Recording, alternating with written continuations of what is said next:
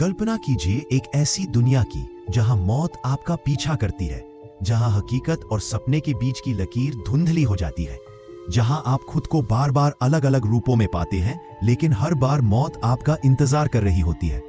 आज की कहानी है एक ऐसी लड़की की जो फंस जाती है एक ऐसे खेल में जहां से निकलना नामुमकिन है। ये है टैग, एक जापानी साइकोलॉजिकल हॉरर फिल्म जो आपकी सोच को हिला देगी। तो तैयार हो जाइए, क्योंकि जो आप देखने वाले हैं वो सिर्फ एक फिल्म नहीं बल्कि एक अजीबोगरीब अनुभव है। कहानी की शुरुआत में हमें दो बसें दिखाई जाती है जो रास्ते में जा रही है। उन बसों में बहुत सारी लड़कियां बैठी हैं जो अपनी क्लासेस अटेंड करने जा रही हैं।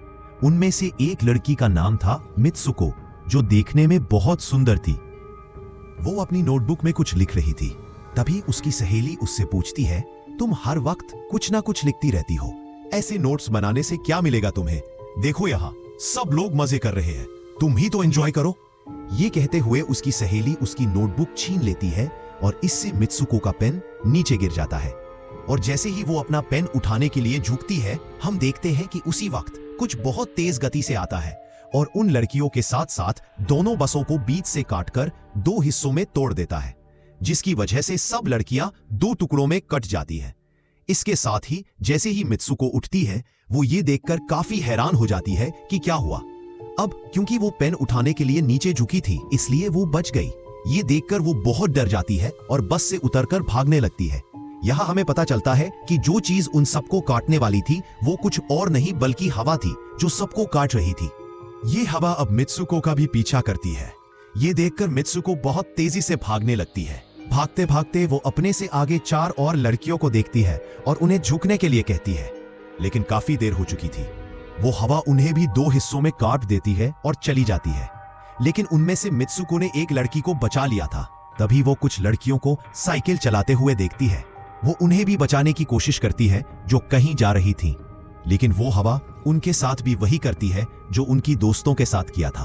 और इसी भी अगले सीन में हम देखते हैं कि मित्सुको चलते चलते एक स्कूल में पहुंच जाती है, जहां और भी बहुत सारी लड़कियां थीं। उनकी यूनिफॉर्म मित्सुको की यूनिफॉर्म से काफी अलग थी। इसका मतलब यह भी था कि वो उनके स्कूल की स्टूडेंट नहीं थी। तभी एक लड़की मित्सुको के पास आती है और उससे पूछती है, कैसी हो तुम? दरअसल वो लड़की उसकी बेस्ट फ्रेंड थी। लेकिन मित्सुको उससे पूछती है, क्या तुम सच में मेरी बेस्ट फ्रेंड हो? क्योंकि उसे कुछ भी समझ नहीं आ रहा था कि उसके साथ क्या हो रहा है। वो बहुत ज्यादा शॉक में थी। यहां हमें यह भी पता चलता है कि मित्सुको और उसकी बेस्ट फ्रेंड एक दूसरे से बहुत प्यार करती है। तभी वहां तेज हवा चलती है और मित्सुको डर जाती है और बिल्डिंग के अंदर चली जाती है।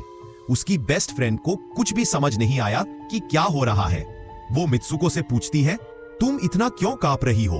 तुम इतना क्यों डर रही हो? तुम्हें क्या हुआ? तभी मित्सुको अपनी बेस्ट फ्रेंड को सब कुछ बताती है कि कैसे हवा का एक झोंका आया और उसके स्कूल की सारी स्टूडेंट्स को काट दिया। ये सुनकर उसकी दोस्त उसे खिड़की के पास ले जाती है और अपना हाथ बाहर निकालकर कहती है, देखो इसे, ये बस हवा है और कुछ नहीं। यहाँ मित्सुको का दिल शांत हो जाता है और उसे लगता है कि शायद ये मेरा सपना हो सकता है।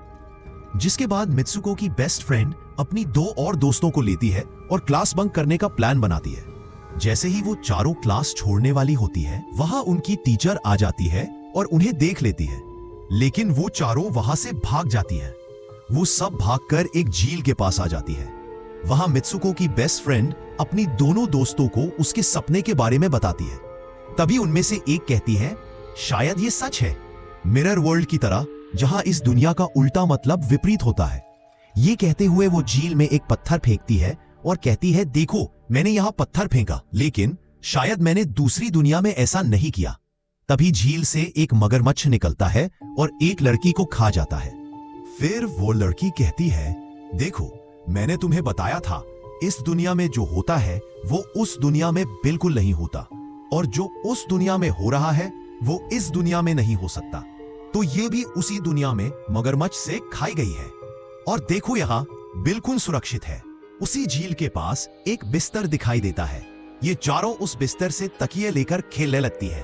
तभी हम दो लड़कियों को दूर से उन्हें देखते हुए देखते हैं।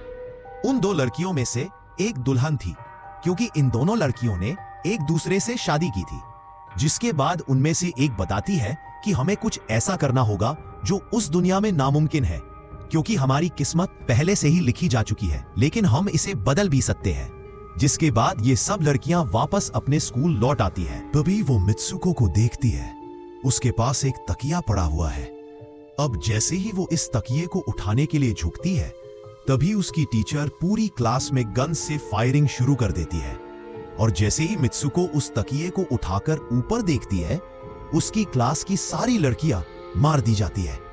और यहां वो फिर से बच जाती है, जैसे वो पिछली बार अपने सपनों में बची थी।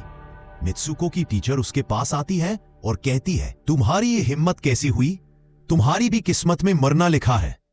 तभी दो और लड़कियां आती हैं और मित्सुको को बचाने की कोशिश करती है और वहां से भागती है, लेकिन एक और टीचर वहां आती है और दोनों लड़कियों को मार देती है। अब जितनी भी स्टूडेंट्स बची थीं, मित्सुको उनके साथ भागने लगती है, लेकिन स्कूल की सारी टीचर्स सभी लड़कियों पर फायरिंग करने लगती है। अब यह फायरिंग के दौरान जैसे ही सारी लड़कियां वहां से बाहर आती है, हवा उन्हें यहां काट देती है। यहां मित्सुको फिर से अकेली रह जाती है और वो वहां से भागकर पुलिस स्टेशन चली जाती है। वो वहां सब कुछ बताने लगती है। ये सुनने के बाद पुलिस की लड़की उससे कहती है कि तुमने स्कूल के कपड़े नहीं पहने हैं। और जब वो उसके सामने एक आईना रखती है, तो वो उस आईने में मित्सुको को देखती है कि वो अचानक से बदल गई है और लोग उसे मित्सुको के नाम से नहीं बुला रहे थे, बल्कि किसी और नाम से। यहां हमें पता चलता है कि उसकी शादी होने वाली थी। फिर वही पुलिस ऑफिसर उसे उसकी शादी में ले जाती है। ये देखकर आसपास के लोग उसे बधाई दे रहे थे। अब जैसे ही वो सब उसके साथ चर्च पहुंचते हैं, मित्सुको की बेस्ट फ्रेंड भी वहां होती है। मित्सुको उससे पूछती है, मेरे साथ क्या हो रहा है? तब उसकी दोस्त उसे बताती है कि अब चुप रहो, हम अभी भी किसी के कंट्रोल में हैं, बस वैसा ही करो जैसा मैं कहती हूँ। और ये कहते हुए वो उसे उसकी वेडिंग ड्रेस पहनाती है और उसे वहां जाने के लिए कहती है। अब जैसे ही वो अपनी शादी की रस्म के लिए आगे बढ़ती है, वहां की सारी लड़कियां उसका मजाक उड़ाने लगती है। ये देखकर उसकी बेस्ट फ्रेंड सबको एक एक करके मारने लगती है। जिसके बाद जैसे ही मित्सुको आगे बढ़ती है, एक ताबूत दिखाई देता है। उस ताबूत को खोलने पर एक बड़ा सुअर निकलता है। मित्सुको उसे देखकर बहुत डर जाती है और टूटी हुई बोतल से उस पर हमला करती है। जिसके बाद मित्सुको और उसकी बेस्ट फ्रेंड चर्च से बाहर भाग जाती है। यहाँ दो लड़कियां गेट पर उन्हें रोकने की कोशिश करती है, लेकिन मित्सुको की बेस्ट फ्रेंड उन्हें मार देती है और भाग जाती है। वहां मित्सुको दूसरी तरफ भाग रही थी, क्योंकि अब उसे लग रहा था कि उसके साथ कुछ गड़बड़ है। जैसे ही वो आगे बढ़ती है, वो खुद को एक और आईने में देखती है और वो फिर से खुद को बदल पाती है। अब जहां मित्सुको थी, वहां एक रेस चल रही थी। तभी कुछ लड़कियां उसके पास आती है और उसे बताती है कि तुम बहुत अच्छी रेसर हो, तुम क्यों खड़ी हो, तुम क्यों नहीं दौड़ रही हो? और जब वो दौड़ना शुरू करती है, तो उसे अपने अंदर बहुत एनर्जी महसूस होने लगती है। जिसके बाद मित्सुको रेस लगाती है और जीतने की कोशिश करती है। दौड़ते हुए वो अपनी मरी हुई दोस्तों को भी देखती है, जो उसके स्कूल में मारी गई थी। तभी उसकी बेस्ट फ्रेंड भी आती है। तभी वो दोनों नोटिस करती है कि वही सुअर और जो औरतें उन्हें चर्च में रोक रही थी, वो सब उनकी तरफ आ रहे थे। दौड़ते हुए कुछ लड़कियां मित्सुको को इस दुनिया से बाहर निकलने के लिए कहती हैं। इसके बाद हम देखते हैं कि मित्सुको एक वीरान अंधेरी जगह पर आ जाती है, लेकिन तभी मित्सुको की बेस्ट फ्रेंड वहां आती है और उस लड़की को मार देती है और मित्सुको को वहां से ले जाती है। मित्सुको की बेस्ट फ्रेंड उसे अपना नाम जोर से चिल्लाने के लिए कहती है, जिस पर मित्सुको अपना नाम जोर से चिल्लाने लगती है। इसके साथ ही मित्सुको अपने असली रूप में वापस आ जाती है। उसकी बेस्ट फ्रेंड उसे अपना हाथ दिखाती है और उसे बताती है कि मेरे हाथ में जो तार है उसे खींच दो, ताकि मैं इस दुनिया से बाहर जा सकूं। लेकिन मित्सुको को यह भी डर था कि इस तार को खींचने से वो मर जाएगी। और क्योंकि मित्सुको अपनी बेस्ट फ्रेंड से बहुत प्यार करती थी, इसलिए वो ऐसा नहीं करना चाहती थी। लेकिन उसे और ज्यादा फोर्स करने पर वो उसके तारों को खींच देती है। जैसे ही वो तार खींचती है, उसकी बेस्ट फ्रेंड का शरीर दो हिस्सों में बंट जाता है और उसी समय वो एक गेट देखती है।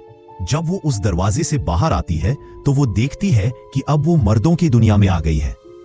उसके पोस्टर्स भी वहां लगे थे। कुछ लड़के पोस्टर देख रहे थे, जब एक लड़का मित्सुको के पास आता है और कहता है कि तुम फ्यूचर में हो। जैसे ही वो ये सुनती है, वो बेहोश हो जाती है। थोड़ी देर बाद जब वो होश में आती है तो वो आगे बढ़ती है। वो देखती है कि एक बूढ़ा आदमी एक पुराना गेम खेल रहा है और उस गेम में मित्सुको वही कैरेक्टर देखती है जो अब बना हुआ है। जैसे ही वो मित्सुको को देखता है, बूढ़ा आदमी कहता है कि मैंने ये गेम बनाया है और मैं ही हूं जो तुम्हें कंट्रोल कर रहा हूं। तुम बहुत पहले मार दी गई थी, लेकिन मैंने तुम्हारा डीएनए लिया और तुम्हें फिर से बनाया।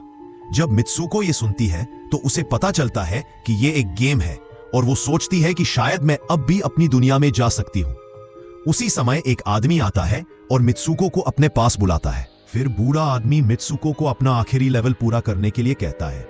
वो आगे बढ़ने लगती है और फिर मित्सुको को याद आता है कि उसकी दोस्त ने क्या कहा था कि अगर हम इस दुनिया में कुछ ऐसा करें जो दूसरी दुनिया में नामुमकिन है तो तुम इस गेम से बाहर आ जाओगी।